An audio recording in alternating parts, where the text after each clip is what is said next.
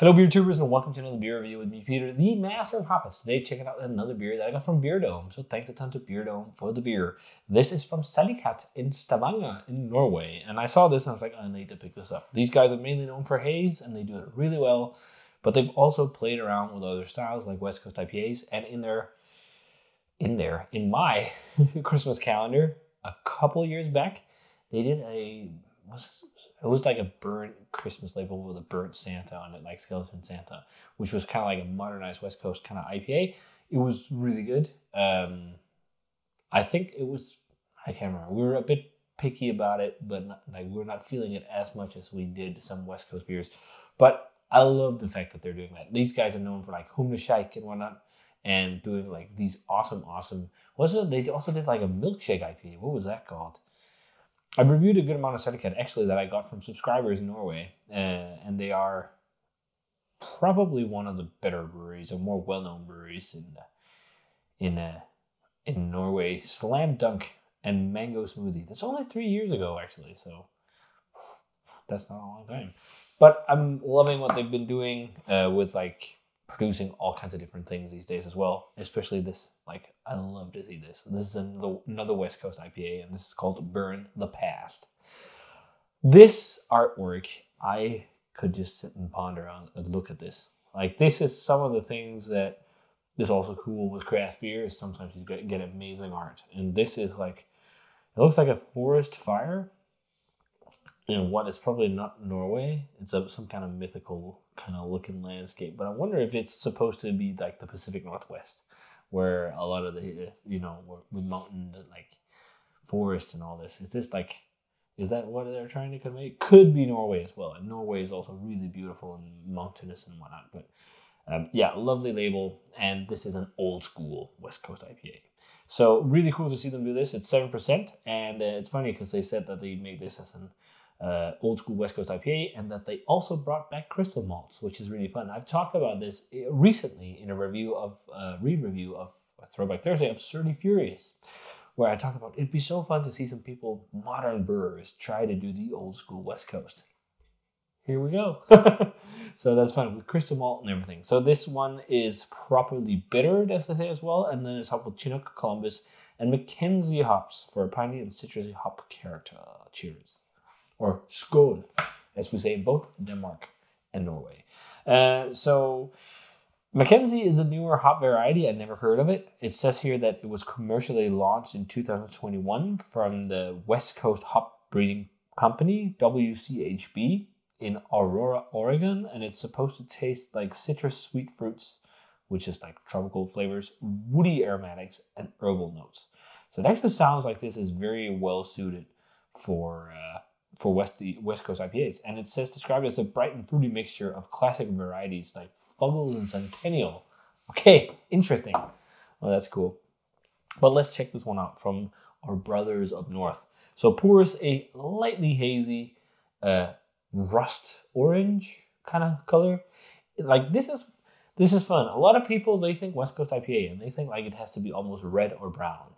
Like, if you think back, Stone IPA, Sculpin, these kind of beers, this was the color. It was not that dark. And it's funny to hear because sometimes like, oh yeah, West Coast IPAs, they were like dark and like, no.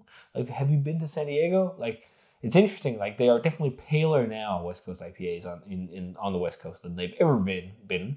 But they weren't all dark. So this looks a lot like what I think of when I think of classic West Coast as well. Like, it's got a little bit of a warm orange hue to it. Slight haze, which, it's probably because of all the hops they put in here, and a white fluffy head that really, creates some great lacing. I think it said they had some wheat in here. That's a little bit of a trick a lot of West Coast brewers do and used to do back in the day just to have better head retention when you use a lot of hops. But let's check out the aroma on this one. This smells really old money. But you know what? There's also, is that Mackenzie? There's something that reminds me of English, British hop qualities. And this is fairly fresh, I think. Canned on, oh no. Oh yeah. Oh, they give it only 6 months. So it's canned on the 22nd of February. So still not the freshest can. Although I didn't get this too long ago. But like, yeah, you definitely get like marmalade-y, orangey, citrus, piney notes. not like super dank or anything. It's actually quite fruity. I wonder if they've gone like a really modern approach in terms of the additions. Like one of the big things, like for me with West Coast hoppy beers, is that dank wheat kind of aroma.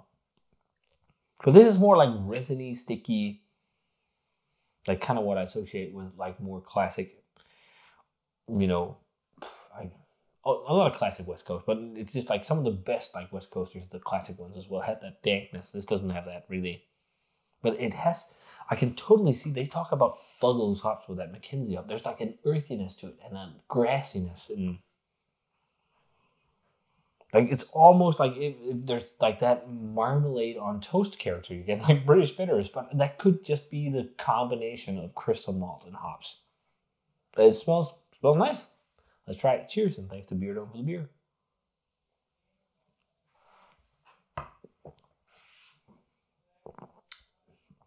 That is really bitter. And that's got a lot of hot side hops. So I'm thinking,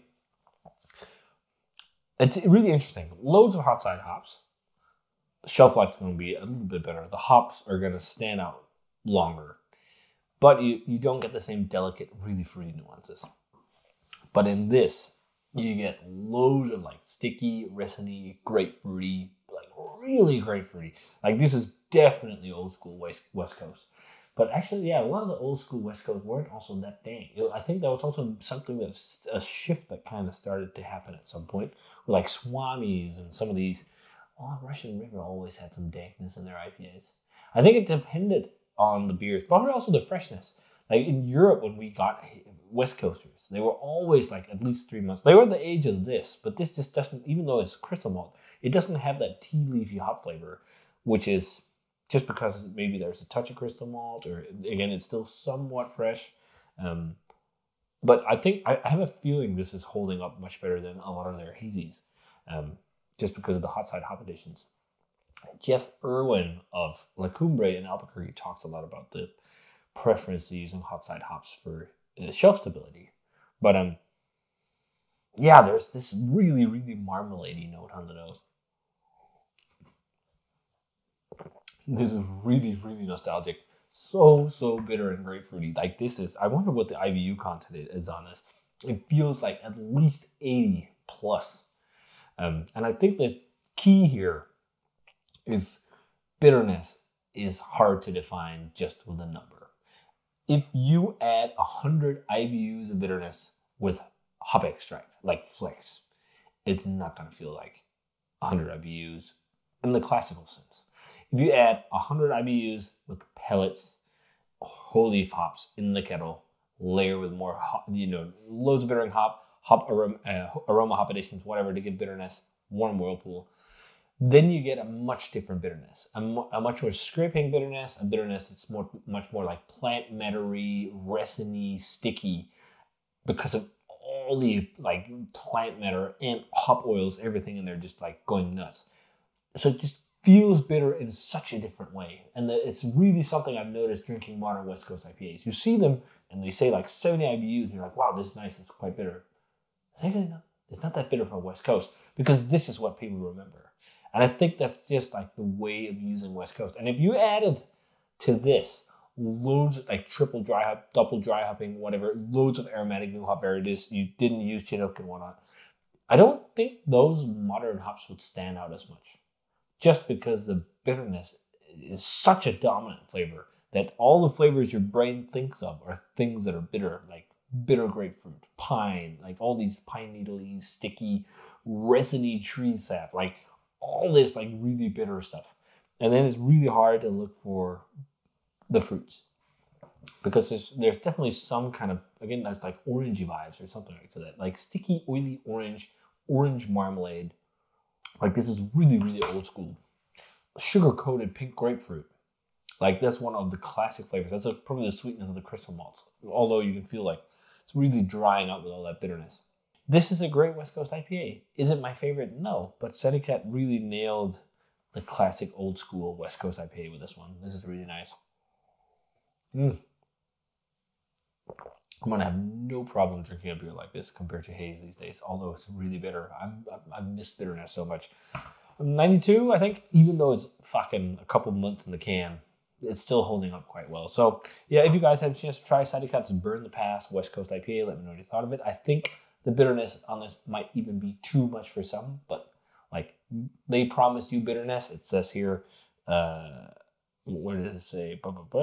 Properly bittered. You betcha. It's definitely properly bittered. So if you guys had this, let me know what you thought of it. As always, remember to comment, subscribe, check out the Facebook fan page, and Twitter, and Instagram. Give the video a thumbs up, join it, and ring the bell for future notifications about videos. And check out Beer Dome, where I picked up this beer. And I'm going to say cheers and see you guys in another beer review.